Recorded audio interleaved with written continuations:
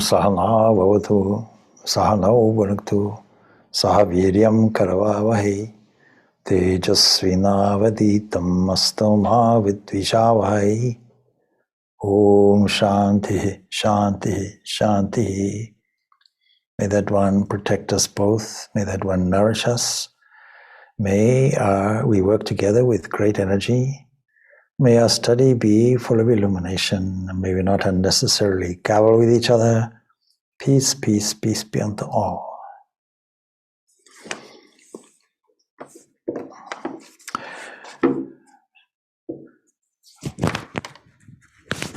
So today is United Nations Peace Day. And so I just returned really from a collection of different faiths called Interfaith Forum. And I told them that the reason why we have United Nations Peace Day is because we don't have any peace, and we want it. But peace on that subject is one of the greatest desires that is there in this modern day and age. But of course, it has always been there. And that is why every prayer in Hinduism, for example, will end with 3 invocations for peace. Shanti, Shanti, Shanti, 3 times. The first time is because we have a habit of disturbing our own peace. And we like the ideal of peace, so long as nobody disturbs our peace, and then we start attacking that person. And then the whole thing is no longer peaceful. But the second is also a causality issue. That is anything that anybody else does to us. And the third is the natural calamities and vicissitudes of life that result from its inherent unevenness, its indeterministic aspect. So that means that there is a deterministic aspect to the whole of existence and an indeterministic aspect. There are many, many debates that discuss free will, which is really determinism versus indeterminism. But why not have both? Sounds reasonable to me. When we have free will, it's actually a contradiction in terms because freedom has no limitations or preconditions. And if I apply my will to something, the something must have pre-existed. And so the pre-existing and conditional entity prior to this willing is obviously not free. Within us, however, there is an area of freedom. And it is the capacity to exercise our free choice that really expresses our inherent freedom within. The whole idea of free will was expressed very simply by Sri Ramakrishna. Imagine a calf is tethered to a post and given a very long leash so that it feels that it can explore the full area of a field and eat to its heart's content and come and go as it pleases. It doesn't actually realize that it is fettered to a post. And so inherently it is not free, but is under the illusion of freedom and under the illusion that it can move where it wants, is unaware of the limitations. So it's quite true that there are limitations in front of us, and these limitations are described in what we might collectively call a field. And using the analogy of a calf in a field is appropriate because field indicates a limited area, but it also indicates many other things. And when we discuss the subject, which is tonight's subject of the knower in the field, we're obviously referring to 13th chapter of the Srimad Bhagavad Gita, entitled like that. Kshetra and Kshetrajna, the field and the knower of the field. So what do we mean by field?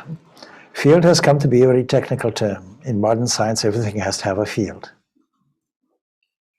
Modern science, with a great deal of effort and energy, discovered what was called, an additional to the standard model of particle physics, called the Higgs boson. You must have heard about it.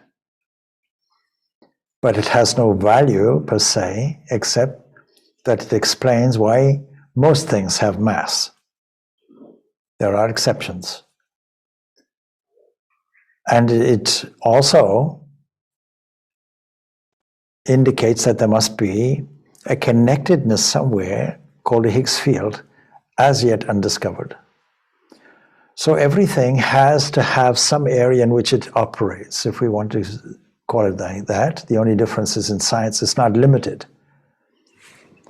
But it has functionally different. Now, supposing there is only one central field for everything. This was used to be called ether.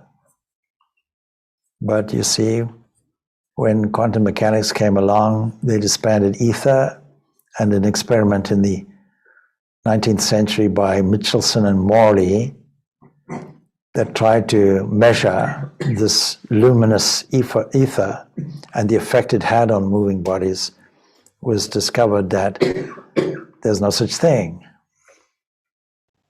And so for that reason, the whole of modern science has abandoned this whole concept of a field. That is, the whole concept of an etheric field.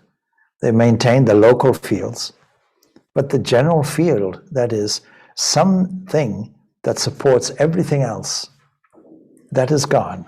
And it's coming back again because of quantum field theory and other things.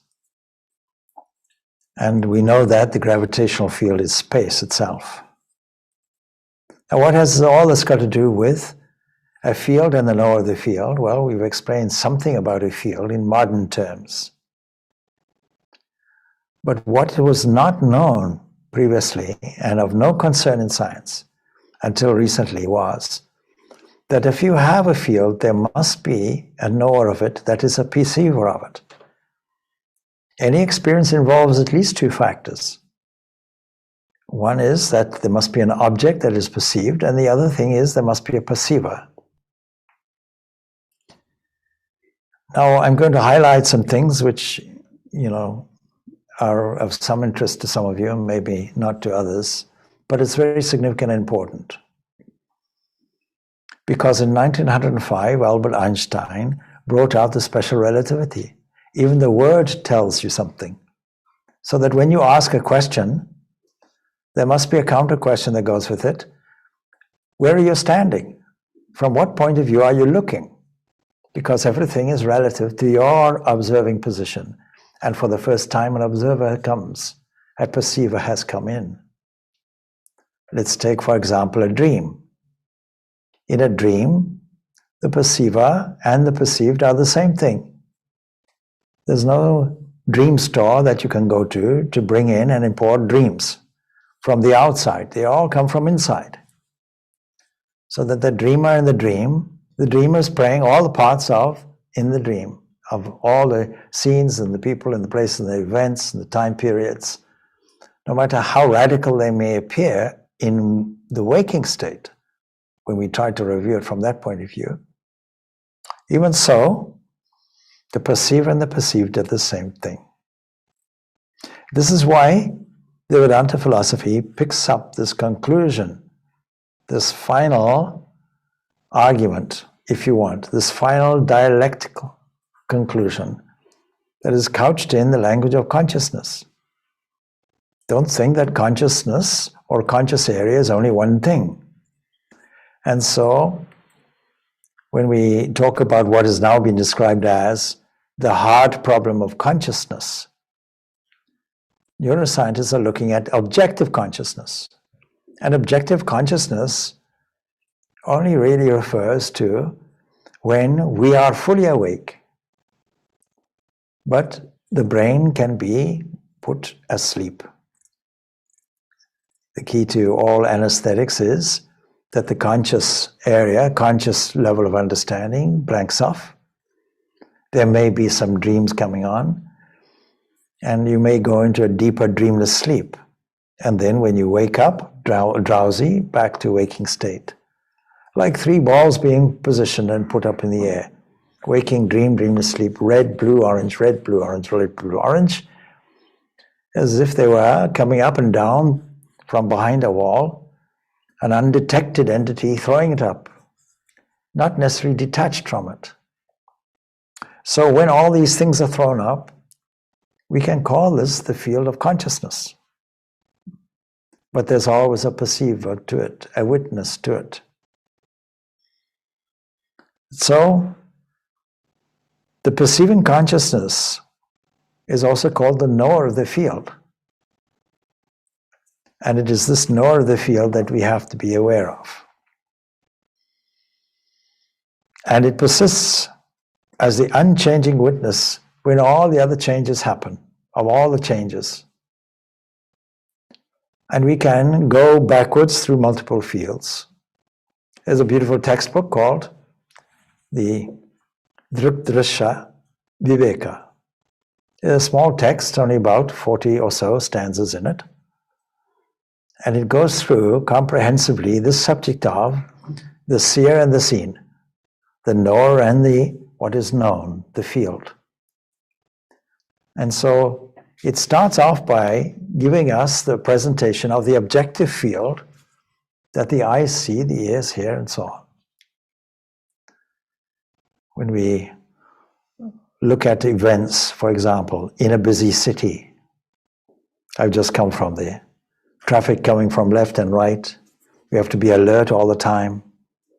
But it's not that there's only one thing in the field. There are multiple things, and they're all moving and they're all changing, and they all have different forms and different colors, and the eyes can pick them up. So in any observation, there must be a multiplicity in a field. A situation where things are constantly moving and changing, and some entity that is relative to it remaining absolutely static. A simple example, if we want to know if a river is flowing, then there must be a solid, non-moving bank next door to it, in contrast to it, and there must be a non-flowing entity that sees it. There are 2 points of reference that we can make. So there is some kind of point of reference that when you go back and back and back, comes to an ultimate perceiver that doesn't change, that is always constant. So if we take the example of the objective field with all the objects in front, we can say that that unit of seeing is, in terms of sight, that unit of seeing is the eye. The eyeball is there. The eyeball remains awake, even though the eye is somehow connected also to a neurological system that assists seeing, and a brain that interprets it, or a mind that interprets it, and a feedback, rapid feedback, that identifies it is this. This rapid exchange we hardly know about. But if we break it down into small units, like a running film, stop the film and only produce every square of film at a time, running at so many rounds per second, so many units per second running in front of you. Sufficiently fast that the eye can't catch the unit. It only catches the continuum. And this becomes part of a deceiving apparatus for the eye itself. A very satisfactory occurrence to say, things are moving normally, and I'm registering them. But the eyeball itself can be observed.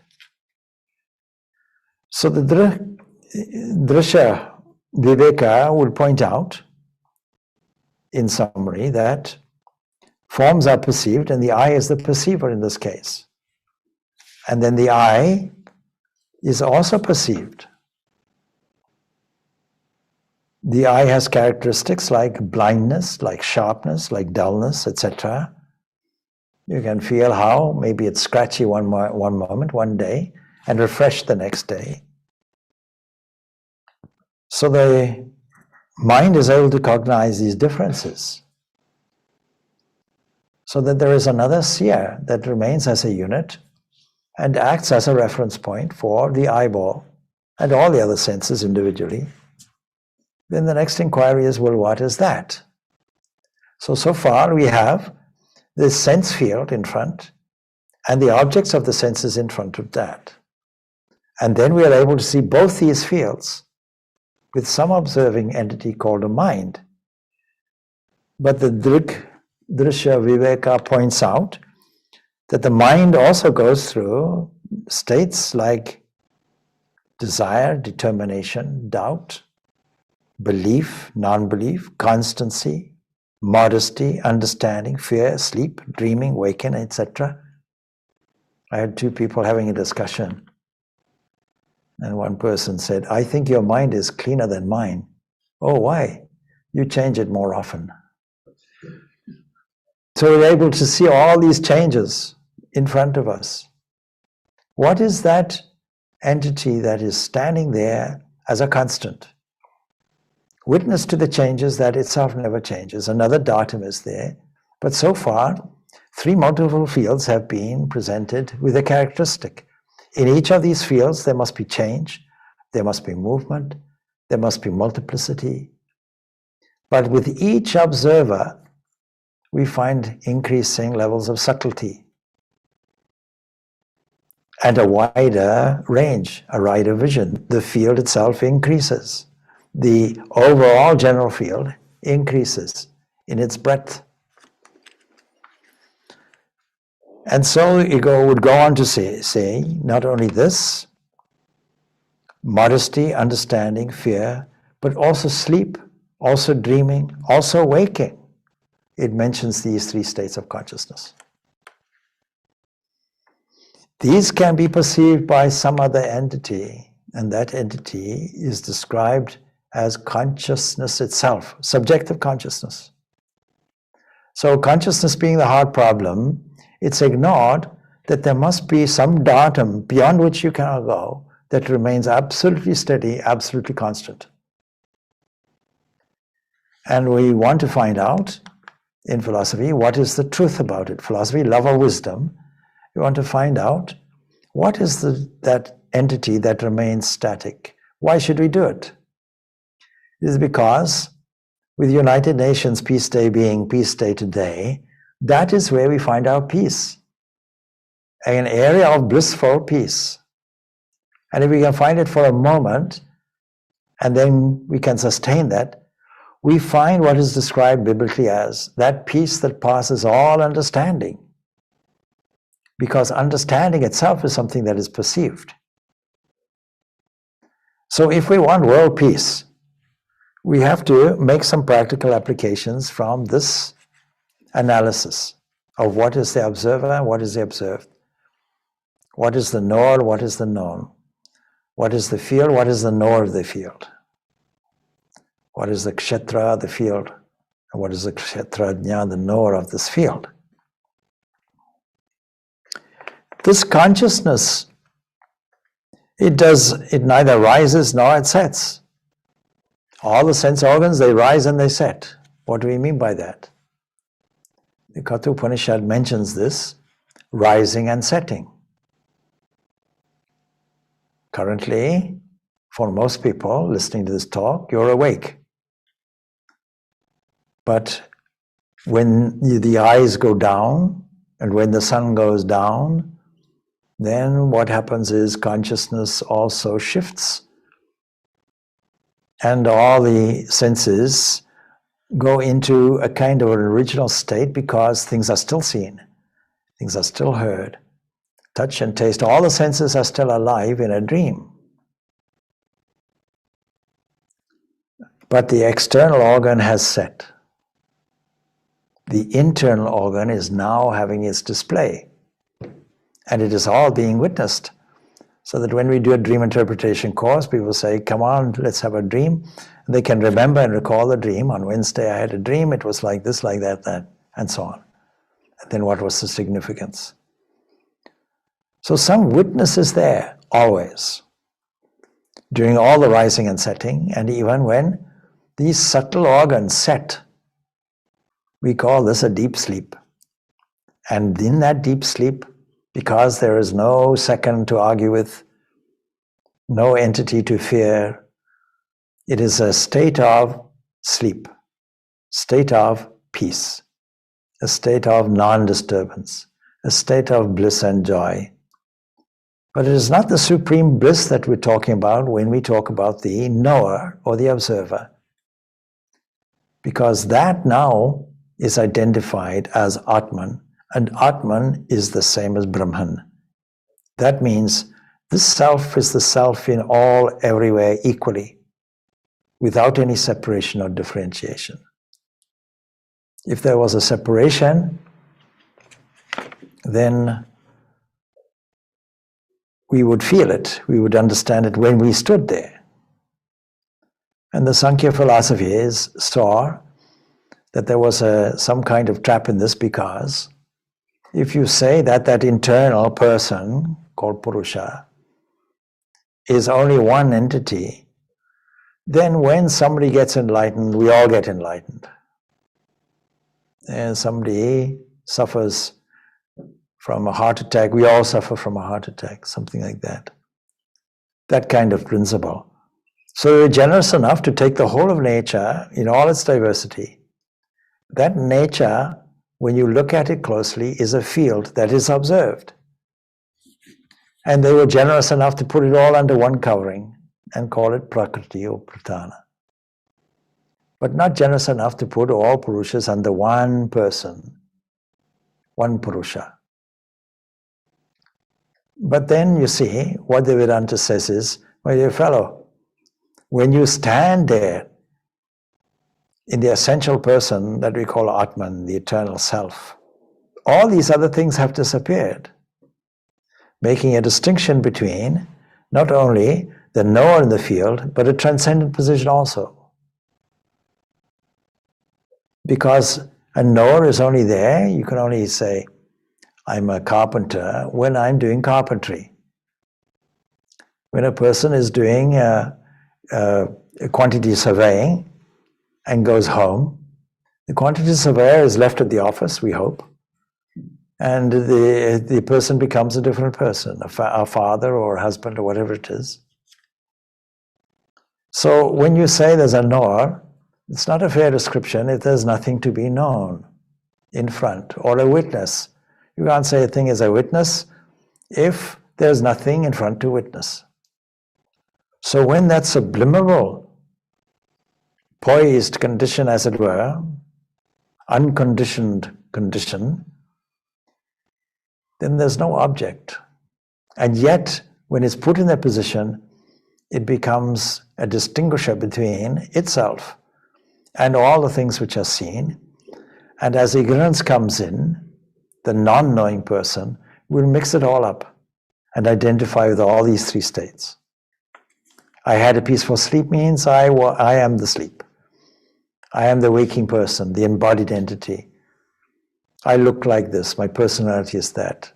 My relationships with this, that, and the other is like this. I own this and I own that. I'm the actor, I'm the profiteer. All of that comes in, summarized in one word as ego, egoism. Egoism, the mistake that I am all of this field. So it doesn't rise, it doesn't set, this consciousness. It doesn't increase, doesn't decrease, it doesn't suffer, decay. It's self-luminous. Most things require something to light. Even the sun requires something behind it. All the various atomic activity that takes place in the nucleus of the sun, a kind of boiling pot of atomic fusion, and all of that taking place at huge, huge temperatures, cooling as it goes outward, probably arriving as a surface which is liquid. Conventional idea is it's not like that, it's a plasma or a gas. But the way it behaves is more like a liquid and is electrostatic and sends off electrons everywhere and beams throughout the whole spectrum, including the infrared and the ultraviolet. So it's not really self-luminous. It seems to be. The intellect too seems to be self-luminous, but it is not. It's lit from something behind because it can be observed. What I think today, I won't think tomorrow. I'll be in deep depression at one moment and light elation in the next. So being self-luminous, it actually illumines everything. That shining, all things shine. Else, without any other aid. And so it goes on. Thus, the real nature of the body, mind, the whole entity itself is pure consciousness. And it's actually proved. How do you prove it? Now, some people take the theistic argument, prove that there's God. No, forget about God, put that to one side. Can you prove that there's an existent self? We all say, I exist. There's nobody who says, I don't exist.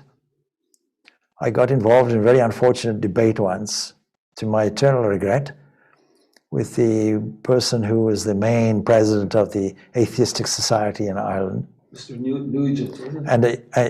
And I said, well, at least we say at least we have to accept we exist. Oh, I'm not sure about that. He was argumentative on that day. But then I said, well, then let's just stop the discussion, because there's a non-existent you sitting with a non-existent me in a non-existent room having a non-existent discussion. Let's leave it at that. So it's absurd to say there's no existence. There's no point in time where you can ever imagine in a subjective way your own death. Supposing you have a dream, oh, I died, I was laid out on the table. People came, they mourned, they blew their noses in handkerchiefs, and they were all crying and very sad. They were all dressed in black, and I didn't realize how much I was loved. Next question, who was watching it? Oh, I suppose I must have been standing in the corner watching it. I see. An unseeing, a disembodied pair of eyes seeing it, seeing the scene. Or supposing you feel that you're lying down and people are coming and peering over you. Oh, he lived such a good life. That's one person's opinion. Another person comes in. Oh, he was a real crook. So it goes on like that. Well, who is acknowledging it? Who's listening to it? Who's hearing it, you see? So it is impossible to think of ourselves in any way as non-existent. Acknowledging, therefore, even provisionally that we are existent, the next question is, what is that? And we have to then go through a series. Well, I'm not this, I'm not that. I'm not anything within the field. And which fields? Going from the outside to the inside. The field of objects, the field of the senses, the field of the mind, the field of the intellect. Then I come to a datum. I can't go beyond that. Going beyond that, it means there's another field. And we can go on like that ad infinitum. So we have to stop at some point and say there is an eternal observer. So Einstein in 1905 makes an equation. He tells us that the invariant, he calls it, represented as S, equals, and he does the long equation, x, y, z. That's 3 dimensions. We can put it conveniently into one called x, means space. What is the total time-space separation between here and now, and there and then? And he puts it like that, and he brings in the space as a positive thing, and then he brings in time as an opposite, putting it as a minus. He qualifies it to say in a vacuum, in vacua. And what does that mean? Well, we know that in a dream, the perceiver and the perceived is the same thing. But science didn't know it up to this point, that the perceived and the perceived is the same in the waking state also. A remarkable discovery. So for the first time in modern science, an observer becomes significant, important, and everything is related to it. What is time and motion depends where you're standing. It's different for every observer. That's in special relativity. There's a marvelous, wonderful, wonderful endorsement of this principle of a field and a knower of the field. And furthermore, As quantum mechanics develops, the field of the quantum world develops, again, the observer is significant. What is the significance of the observer there? Well, it goes back to Young's double-slit experiment, that you can't measure something, or as soon as you try to measure a location somewhere, as soon as you pinpoint what a particle is doing, be it a photon or electron, it behaves like a unitary thing. It behaves like the corpuscular version of a particle. But when you don't look at it, when the observer is not there, and we have to acknowledge that observer at some stage has to be a conscious observer, because who's registering it? You can't get a machine to register it. You get a machine to measure it. But the final observer is the one that's looking at the data in any event. So we can quite truly say that the behavior of subatomic particles is dependent essentially on observer. And so for the second time in the history of modern science, we have the significance of an observer. Prior to that, it wasn't significant at all. Now it's significant. So that if you project even individual subatomic particles through divided slits, a kind of wall with two slits separated by an interval, and projected onto a scintillating screen behind, it comes out as a wave. It comes out with wave behavior and arrives on the scintillating screen in interference patterns, that is, significantly duplication of wave behavior. But on the end, you'll see the particles also arriving there. And so you go from a wave to a particle kind of behavior, leading people to talk about the wave-particle duality, or the problem. They call it a problem because nobody knows why this happens. And there are various interpretations about it. But we know that the whole of the system works accurately and we can predict the probability. So now we're dealing in probabilities. And probabilities are things which fluctuate and change. And there must be a registering factor involved in it, an observer somewhere. So for every phenomena that we experience, there must be these two things. And so for this reason, it says, prove. This is something that is proven. The experience of the world is undeniable. We're not saying the world doesn't exist or is not existent. But what we're looking at as the world, that is the collection of fields in front, is like a light beaming with foggy layers in front. 1, 2, 3, 4. So that we don't deny the existence of what is there in the field, but there's a connection, because the observer and the observed, one is a reflection of the others.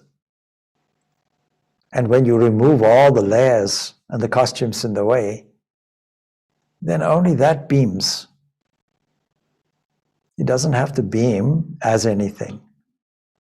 And so if we say that these three states of consciousness are being thrown up and down with no obvious source for it, then we have to understand that the source and the phenomena must essentially be the same. One is manifesting, the other one is unmanifest.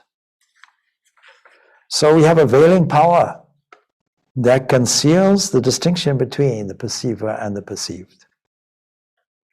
And these perceived objects are cognized not only outside but also within ourselves.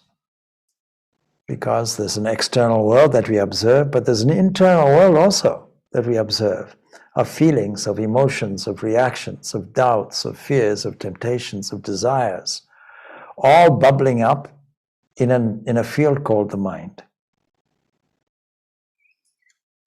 So this is what is called collectively Maya. Maya is defined as to have two powers, projecting and veiling. It's that same entity that projects and the same entity that veils. But it's also the same entity that has the capacity to reveal.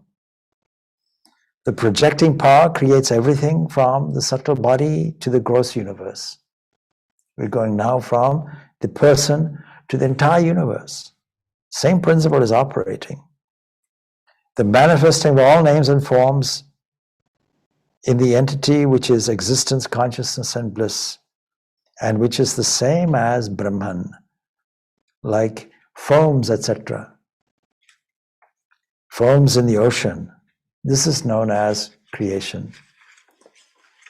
How compatible is this in modern science? John Wheeler has coined a term, the great scientist, has coined a term. He was the person who coined the term black holes. He also coined another term which said quantum foam. So for the Irish, I'm comparing it to a glass of Guinness. And you'll see on the top a foam producing, and all the bubbles are collapsing and then being recreated like that. A dance is happening like this, and the bubbles are going down and resurfacing like that. A constant bubbling of things. And we can happily call this ether, if you want to translate it like that, but in Sanskrit we call it Akasha. Akasha is that one field from which everything comes.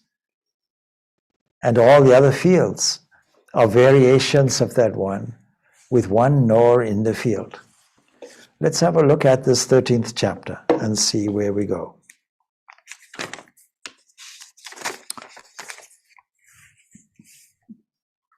So it starts off with a question, because the questioner Arjun, representing all of us, all who are seeking answers, is asking on our behalf. He says, these two things, Prakriti, that is nature, and Purusha, that is the field and the knower of the field. He's immediately identifying them.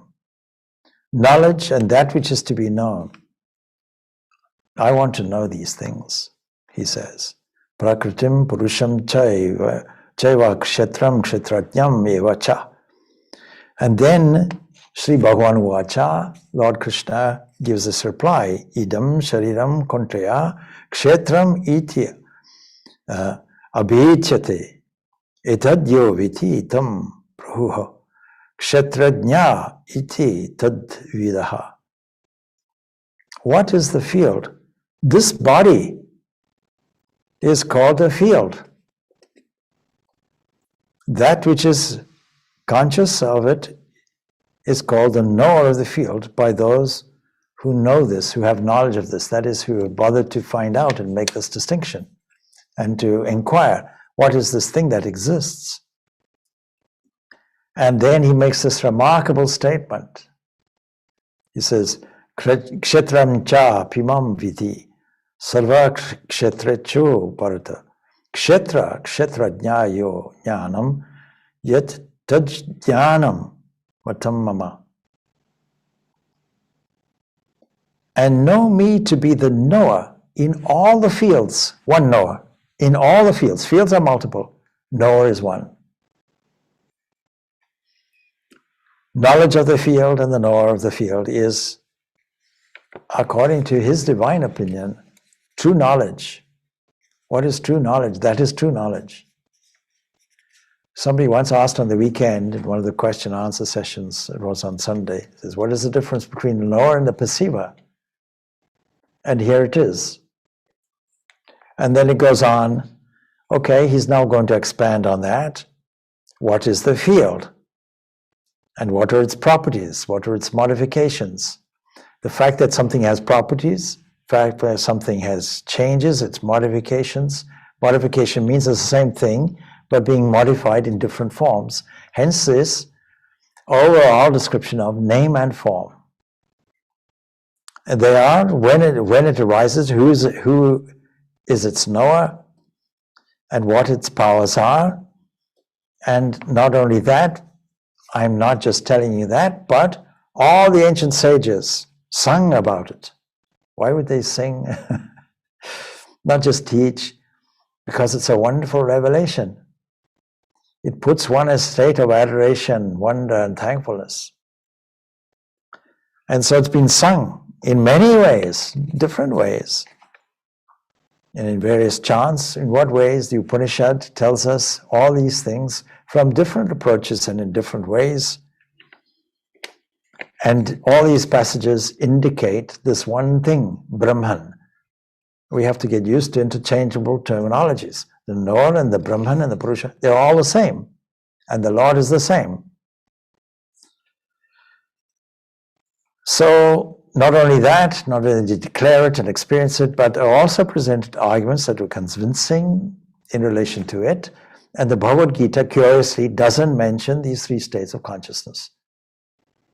But it brings forward all these other convincing arguments that are there from the Upanishads. Then it goes on to say, you see, there are 5 gross elements that combined are the objective world, that is the ultimate gross field in front. And then there is the egoism, there's the intellect, as also the unmanifest, the 10 sense organs, and the one that is the mind, and the 5 objects of the senses. In other words, if you study the tattvas, that is all the elements contained in the Sankhya philosophy, all of this is contained in it. A kind of universal geography that tells us not only of the components in their grossness and their subtlety, but also the causal relationship between them and the evolutionary course that takes place, how one evolves into the other and the other evolves into the other until we have a surface of a wave, the crescent of a wave that is our visible world, our visible universe. When we look out at the universe, we can only look at it from our observation point, and we can only make sense of and speculate about the observable universe. But we have no idea what's beyond that. And even that is vast. Some 94 billion light years across. So, diverse aversion, pleasure, pain, the body, intelligence, and fortitude. This, briefly stated, is the field together with its modifications. In other words, it's all our experience and everything that exists in different modifications and categories. Now, modifications has to be understood like this. One entity being there, and it gets combined and recombined in different states. From this point of view, the type of causation is transformational causation. You don't get anything new. You have a law which says that the sum total of energy and the sum total of the mass of matter is the same. Nothing is created, nothing is destroyed. Only the form changes, that's all. And when we get to its subtlemost, by a series of analysis, a kind of meditation that goes from the gross to the less gross, to the more subtle, cosmic mind. In a few jumps, we get to God.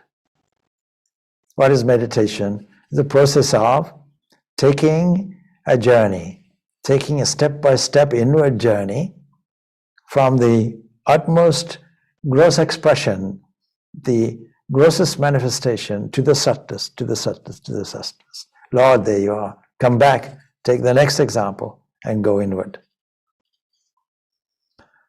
So how do we get all of this insight? How we know that there is a knower. It is our experience, and it is logically acceptable. And sages have sung about it. But how is it? How can we unwind ourselves and disconnect ourselves from this mistake, this misunderstanding, this wrong association? We have to cultivate noble qualities. These are mentioned: humility, modesty, non-injury, forbearance, uprightness, service to the teacher, purity, steadfastness, self-control. It goes on like that. And if we were to take all of these qualities, now it was said that if you want to embark on self-culture and engage in the cultivation of all these qualities, naturally you'll come to know this. But actually, if you take one and focus on that, that's good enough. And then the next one, and then the next one. Otherwise, you'll get disheartened. A non-attachment, non-identification of oneself with your domestic situation, mentions it specifically. Son, wife, home, and the like. And constant equanimity in both favorable and unfavorable circumstances. Whether something comes and something goes, you take it, should be like water off a duck's back. But then you see, unswerving devotion to me, that is love of God. This is all to do with the discernment, viveka, that is required to discern the drishya, or the drik and the drishya. And so essentially, it is to do with jnana yoga. But how can we escape this fact that he mentions now? He says, unswerving devotion to me, maicha, then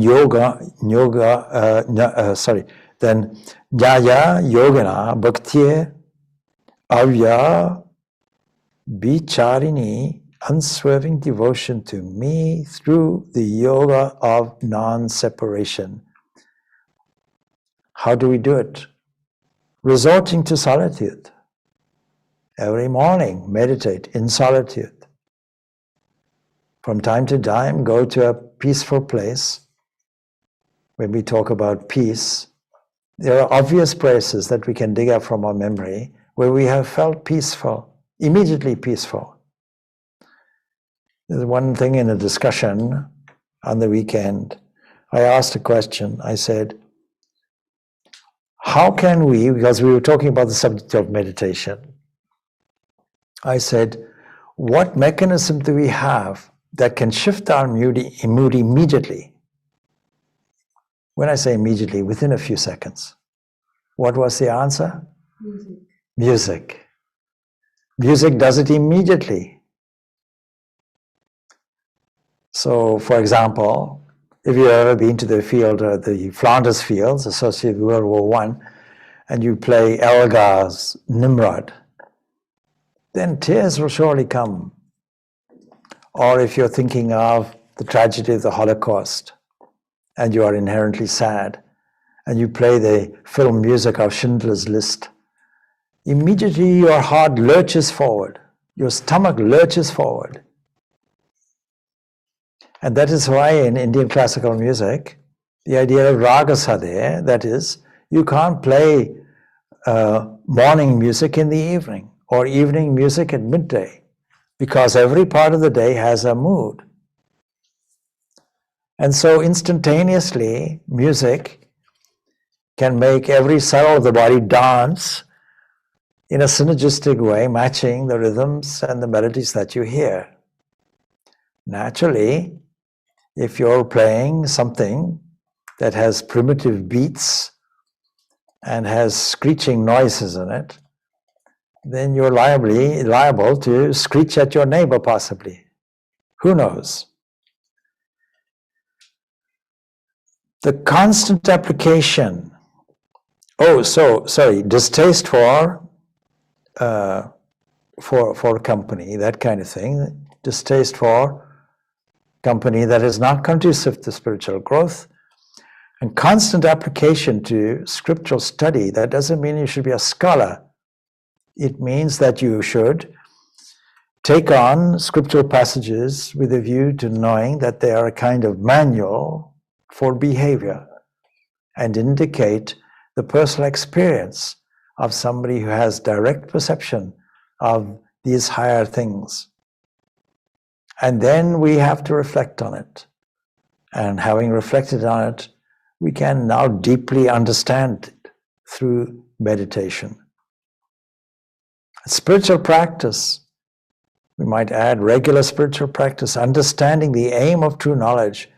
And this is declared to be knowledge. What its opposite is ignorance. We are under the spell of ignorance. Its antidote is knowledge. So that's in relation to the field. What about the knower of the field? Then he says, Nyayam yattat pravakshami yajñatta amritam ashnuti. I shall describe that which has to be known, knowing which one attains immortality. It is the beginningless, supreme Brahman, which is said to be neither being nor non-being. We know that we exist, but true existence that doesn't transform itself, existing in one form, one moment, changing it to another in another moment, then significant thing. We have to gain a certain vision. What is that? Sarvata panipadam tat sarvato kshishiro mukham. With hands and feet everywhere, with eyes, heads and mouths everywhere, with ears everywhere, it exists, pervading all. That is, through all the fields. Don't forget, it is self-effulgent and lending its light to all the multiple fields in front. That is why it looks as if it's living. That is why it looks as if it is solid. That is why we register all the colors and shapes and forms and make reactions. That is why we see the inner workings taking place in the antahakarana, the inner instrument called the mind. That is why we see all these things, because these are illumined. These are taking on the color, as it were. And so it shines through the functions of all the senses. And yet, of course, it doesn't have sense organs. Nothing like that. It's also unattached. Yet it sustains everything. And it doesn't have any attributes. Yet it's their enjoyer. Now a witness is an enjoyer. Supposing you're playing a part on a stage for your annual amateur play, then there's a certain amount of tension that goes with it because you have to learn your lines. You may worry, maybe the scenery will fall down. There's a wonderful comic takeoff of something called The Play That Goes Wrong, or something like that. Play that went wrong. Very humorous. And it's a kind of a skit on a typical murder mystery kind of thing, you see. But everything goes wrong. So as the stage lighting comes up, the person, it starts off, of course, the excerpt of it does anyway, with a person lying on the couch. He's supposed to be dead. Well, of course, he's taken by surprise because he's not ready. So all of a sudden, he collapses on the couch, and his arm flops on the floor. That's the first humorous incident. And then they call the detective comes in, and the dead man's hand is on the floor. Unwittingly, he steps on his hand, and of course, the body winces. Second problem. And then, of course, after discussing all that, and the inspector leaves and so on and so forth, and there's a woman there who is the wife, presumably, and she's had a conversation with the brother, and she's standing by the door and with her hand to her head and so on and so forth. And the door opens and then hits her, of course, and then she collapses unconscious on the floor. And now they have to carry this woman to the window. And so while everybody is having a dialogue, people from the stagehands and what have you behind are trying to get this person through the window, and the play is having to continue. Eventually, the scenery does fall down. So there's a certain amount of anxiety that goes with this. You have to learn your lines. There may be stage fright. There may be mistakes. The lighting might go. But when you're in the audience witnessing, you're there simply to enjoy it. All that anxiety is not present. So when we say a witness, we're also saying enjoyer. And that means enjoying what? All these multiple fields are actually fields like a play, like a drama. They're like these quantum waves. They're all combinations of these various tattvas, these various elements. All the subtle waves are there, the tanmatras, and all emanating from a cosmic mind. When we rearrange our thinking to notice that and to see that, we get the full benefit of this lesson, that there's a distinction between the kshetra and kshetrajna. And know that I am the knower in all the fields is a most remarkable statement. There's only one thing, therefore, appearing as many. It's undivided, yet it seems to be divided in all beings. It is to be known as a sustainer of beings, and also their devourer and their generator. This is now the classical form of an omnipresent, omniscient, omnipotent deity, and that is that entity associating with these limiting adjuncts operating in the world and appearing as the many. In other words, what we see as this multiplicity in all the fields is nothing more than fragmented God. How can God be fragmented? He cannot. Therefore, we have to introduce the term seemingly so, seemingly fragmented, appearing to be so. Taking that on board, we can look at all these fragments in a different way. And what will be the reaction? Will it not be peaceful? Will it not be loving? What is the cause of all the disruption to peace today? It is because we see the dividedness. We don't see the unity. And as long as we see the dividedness, we'll assert our own dividedness.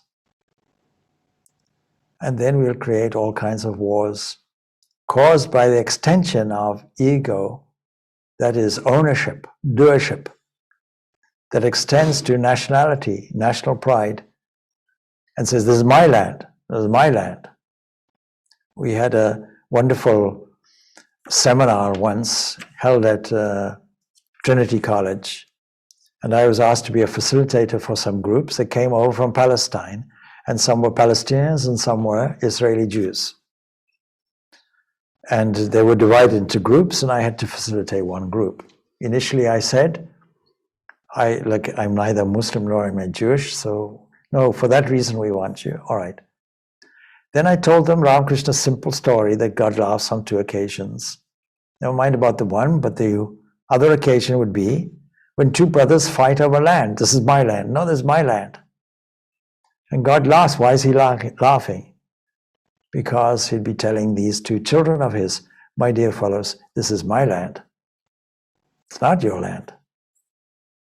It's a bit like the scientists, there's the Urey experiment, seeing if we can create an abiogenesis, see how the world was made. Scientists come to God and say, we have found out how you made this universe. Oh, very interesting. Yeah, we can do it in a laboratory. What is your formula? Well, first we take mud. Oh, wait, stop there. Make your own mud. All right. So this is something along these lines of the field and the knower of the field. And these last stanzas and this last aspect of this talk will give us a practical way of dealing with this world of waves in front. We take it like a drama, knowing that we are a witness and enjoyer of it, and then enter fully into it and play the game. If this is a world and a drama and a game, then play the game well. Let's finish off there. Om Shanti, Shanti, Shanti. Peace, peace, peace be unto all. Thank you.